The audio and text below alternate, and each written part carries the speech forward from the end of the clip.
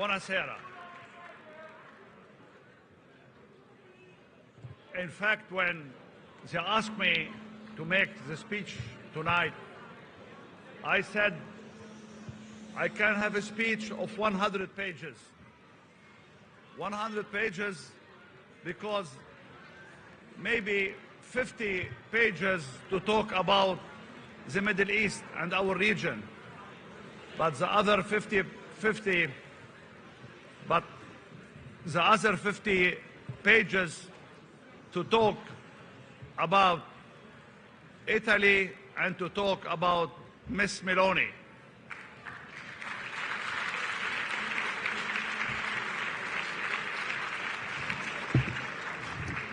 My dear Georgia, it's not enough to talk 50 pages about you, because really you are doing a great job and you are building up very good and tight relation with my country, Lebanon.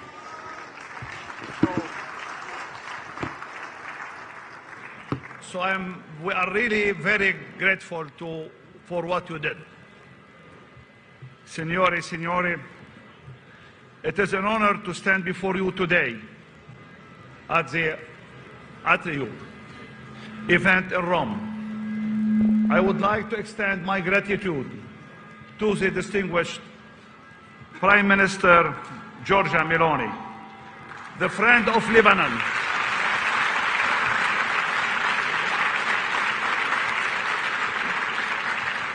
for providing this platform for us to discuss the historical context and current challenges facing Lebanon and the region. Ms. Prime Minister, ladies and gentlemen, our fruitful bilateral relationship between Italy and Lebanon are rooted in history, culture, and mutual respect, making them a beacon of cooperation and friendship in the Mediterranean region. Italy remains as one of Lebanon's important trading partners, with bilateral trade and investment playing a significant role in both countries' economies. Italian companies have made substantial investment in Lebanon, contributing to the development of key sectors such as infrastructure, energy, and tourism. This economic partnership has created opportunities for growth and innovation benefiting both nations. Furthermore, our countries have worked closely on various regional and international issues, including peacekeeping efforts, humanitarian assistance, and counter-terrorism initiatives. Both countries have demonstrated a commitment to promoting peace and security in the region and have collaborated on mutual platform to address common challenges and threats. Italy is a major supporter for UNIFIL and its presence in the peacekeeping mission in south of Lebanon. This presence is very crucial, and Italy's persistence and commitment to UNIFIL was demonstrated during the Israeli attack on the Italian battalion in South Lebanon.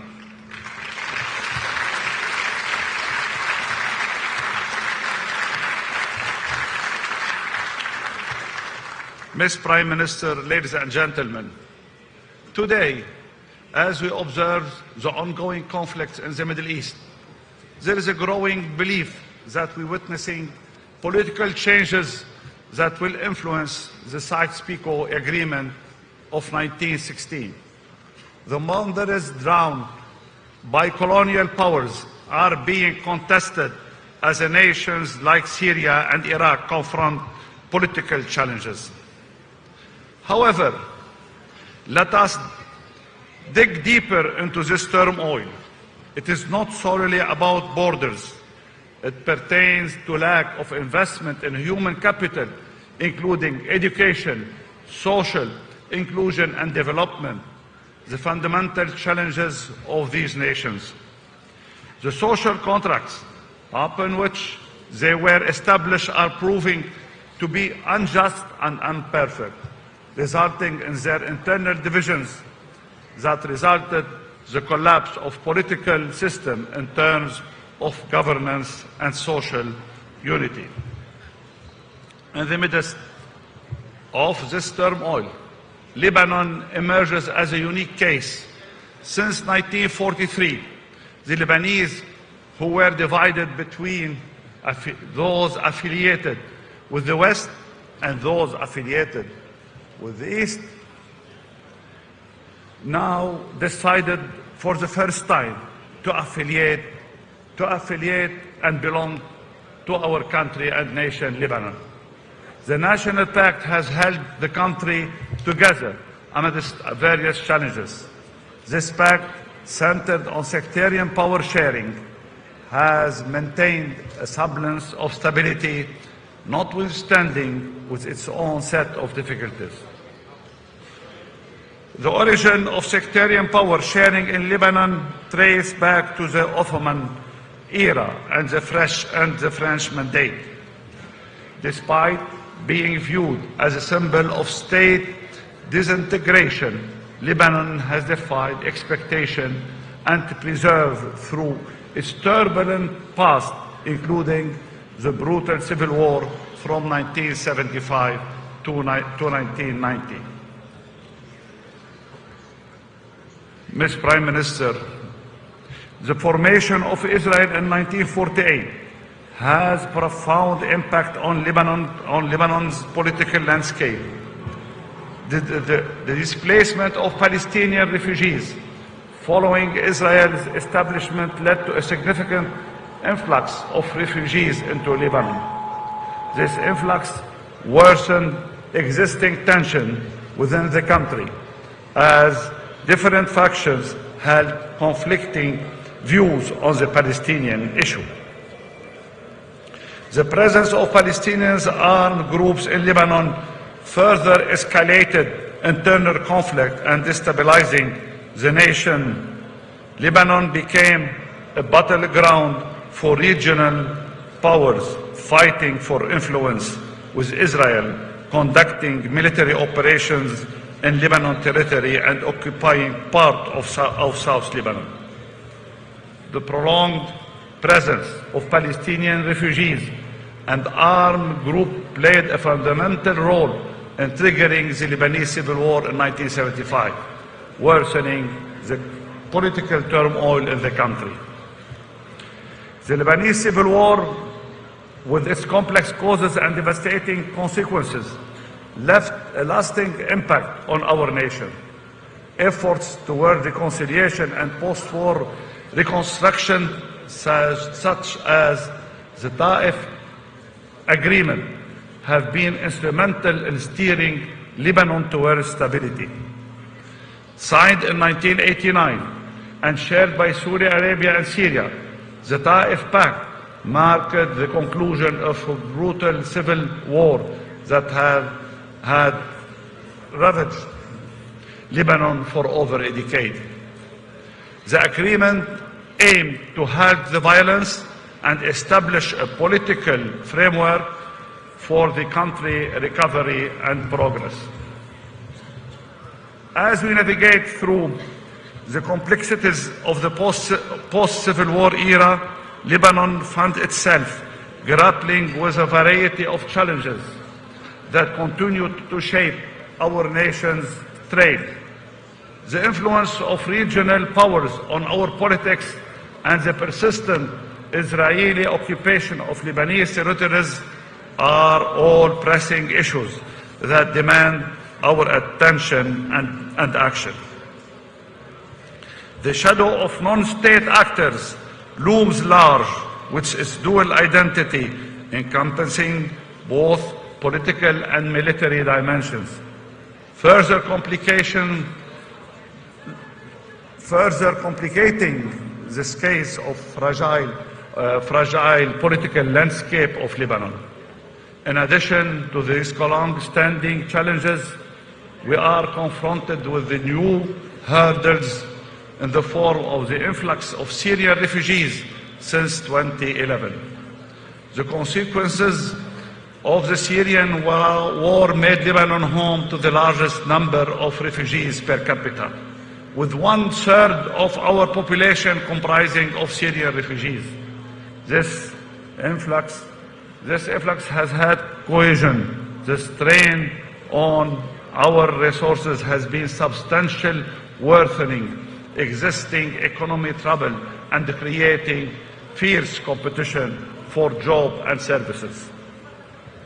In the face of these challenges, it is imperative that we come together as a nation, united, to resolve the impact of migration. Ms. Prime Minister, ladies and gentlemen, today and after the political transformation in Syria, the best resolution to this issue is for Syrians to go back to their homeland. The international community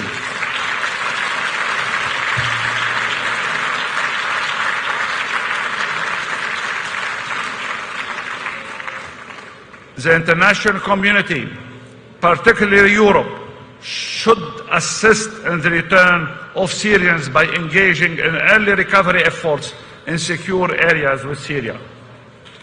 On another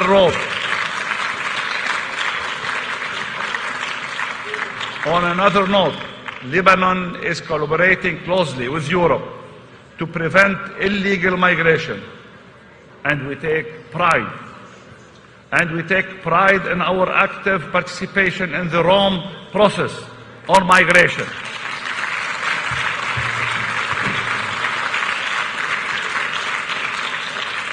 Lebanon and Italy share the same concerns, and we will continue to work together to secure the Mediterranean region.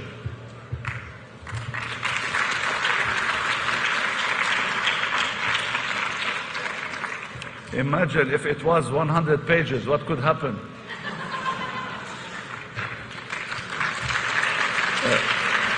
Ms. Prime Minister, ladies and gentlemen, in addition to all these challenges came the Gaza war. The Gaza war and its impact on Lebanon have been devastating.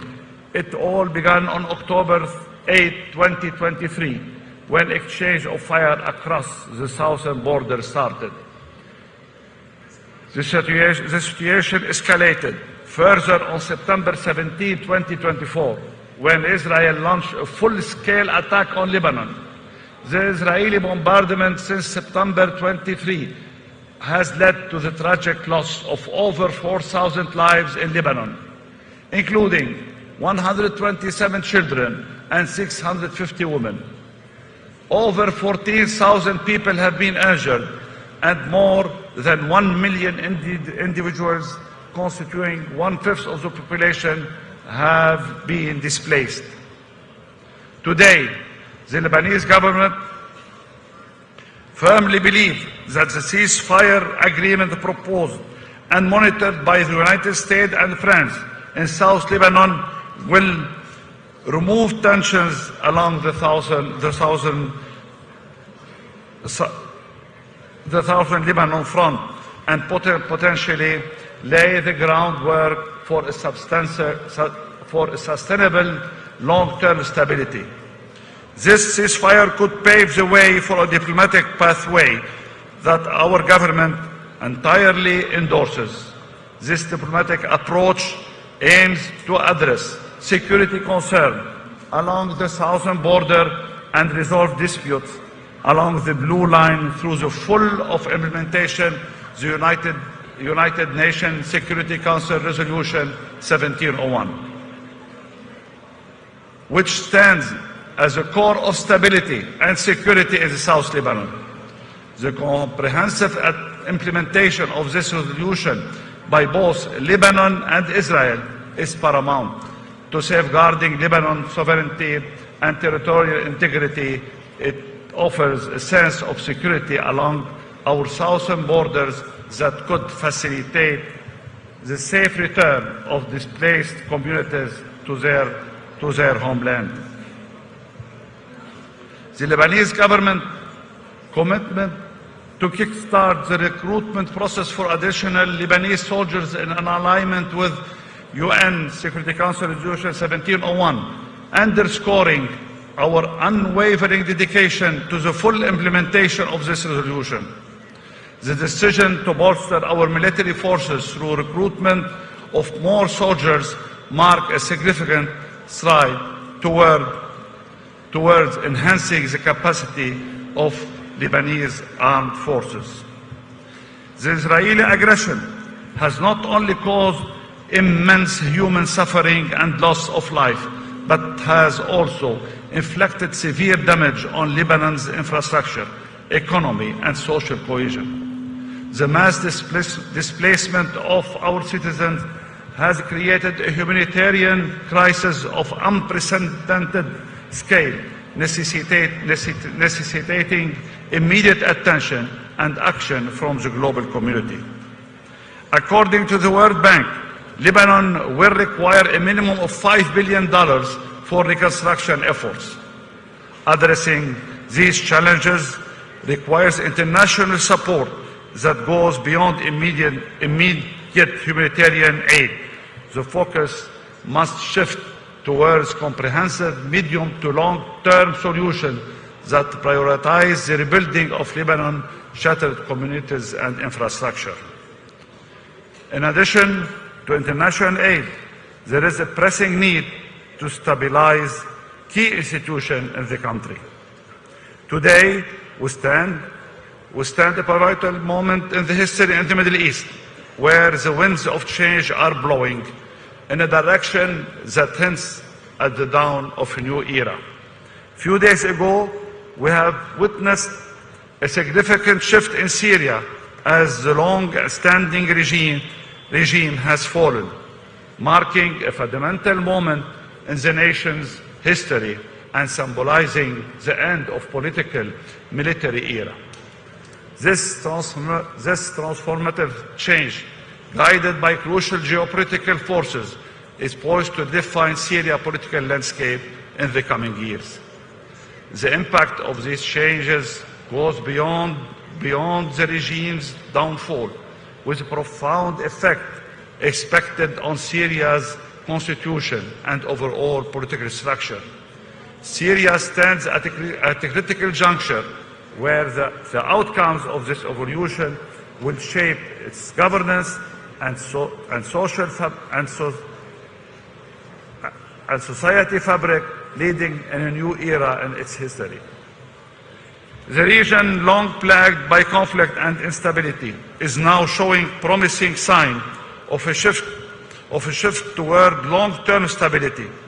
This shift not only presents a glimmer of hope, but also offers a unique opportunity for all stakeholders to come together and pave the way for peace and prosperity in this historical chaotic region.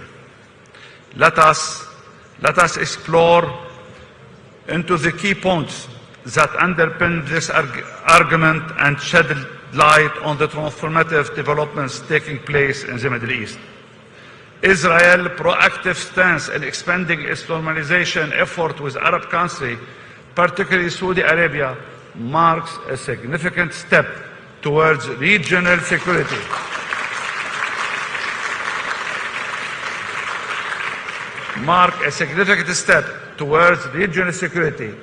Which only be achieved with just solution to the Palestinian cause, and this will be manifested in a two-state nation.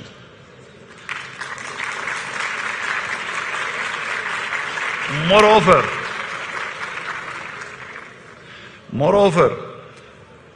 the transformation of Iran's proxies and the ongoing political changes in countries like Lebanon and Syria are transformative indicators of a shifting dynamic in the region.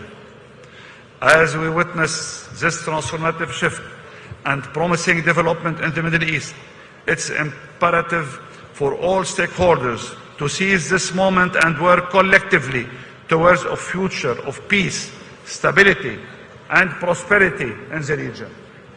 I believe that Political transformation in our region has the potential to cultivate a more inclusive society through several means. First, empowerment of marginalized groups. Political reform can offer marginalized groups, including women, ethnic minorities, and religious minorities, a platform to participate in decision-making process. Second, protection of human rights. A restructured political system can prioritize safeguarding human rights for all individuals, regardless of their background. This entails upholding freedom of expression. Third, social cohesion and reconciliation. Political change can promote social cohesion by addressing historical grievances, facilitating dialogue among diverse communities, and advancing reconciliation efforts. Fourth, democratic governance. Transitioning towards democratic governance can enhance citizen participation in decision-making process through transparent and equitable elections. Governmental accountability can be upheld. Taking into account these considerations can pave the way for a more inclusive and healthy transformative political landscape in the Middle East. As we look to the future, it is essential to continue the bonds of friendship and cooperation between Italy and Lebanon by building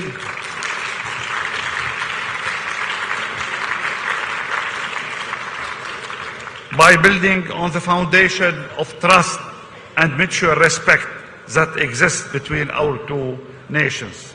We can further enhance our partnership and work together to address the challenges of the 21st century.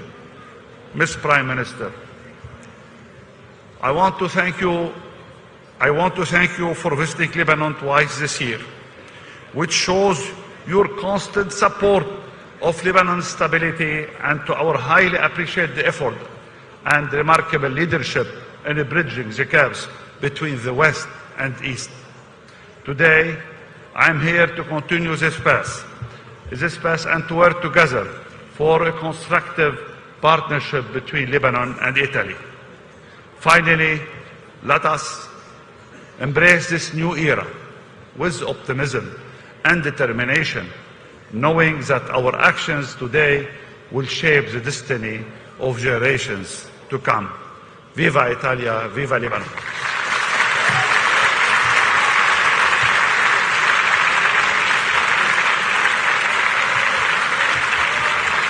Thank you very much. Thank you.